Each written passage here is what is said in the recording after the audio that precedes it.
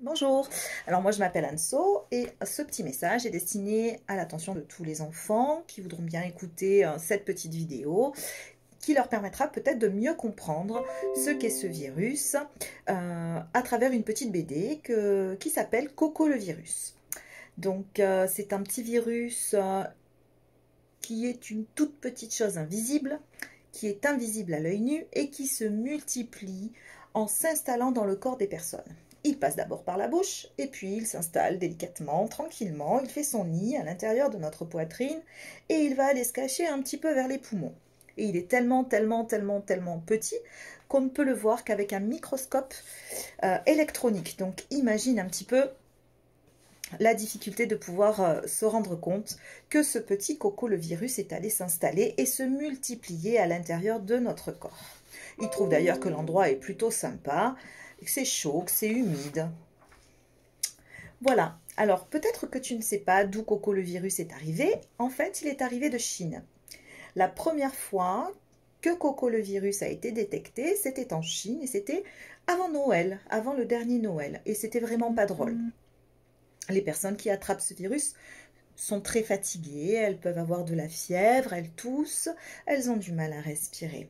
Ce virus se transmet entre les personnes par le contact proche, avec une personne qui peut être malade, ou par la salive, ou par un éternuement, ou lorsque tu tousses.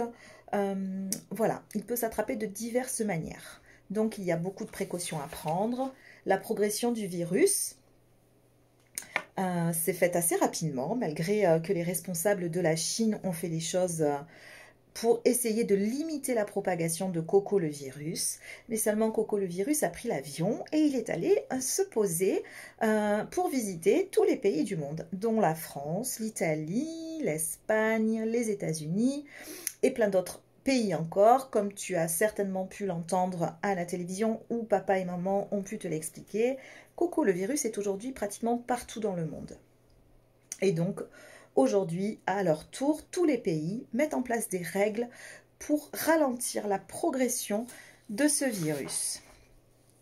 C'est peut-être maintenant, tu comprends peut-être mieux aussi la raison pour laquelle on ne peut plus voir nos grands-parents, on ne peut plus voir nos amis, on nous demande de rester à la maison, on nous demande de nous laver les mains très régulièrement, de se tenir à 1 mètre de distance, de limiter les sorties, d'éviter de rencontrer les personnes plus âgées qui sont un petit peu plus vulnérables. Dans le monde, tous les chercheurs, tous les médecins essayent de trouver un vaccin, un traitement qui permettrait de guérir, de soigner toutes ces infections qui sont apparues à cause de Coco le virus. En suivant les consignes des grandes personnes telles que tes parents ou les personnes qui t'entourent, qui veulent prendre soin de toi, toi aussi, tu participes à empêcher Coco le virus et ses vilains copains de se multiplier, de se démultiplier.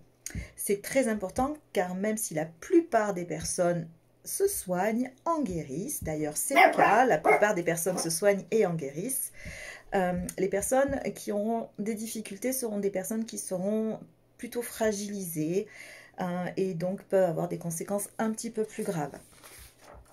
Et puis, il y a aussi que si trop de personnes tombent malades en même temps, ben les médecins, les hôpitaux vont avoir beaucoup trop de travail, vont être surchargés.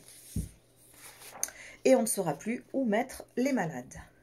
Maintenant, peut-être que tu comprends un petit peu mieux la raison pour laquelle ton école est fermée, que ton papa et ta maman peut-être sont à tes côtés, ne travaillent plus aujourd'hui, ils reprendront un petit peu plus tard.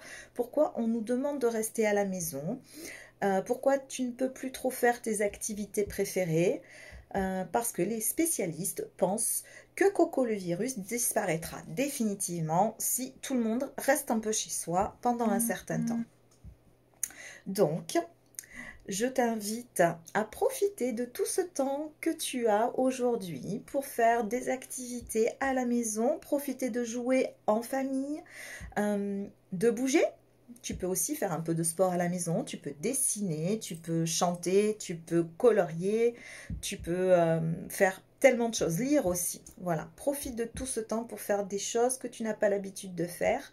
Prends soin de toi, prends soin de ta famille aussi, c'est important, tu participes avec tes actions à définitivement faire disparaître ce fameux coccoleux virus. À très bientôt!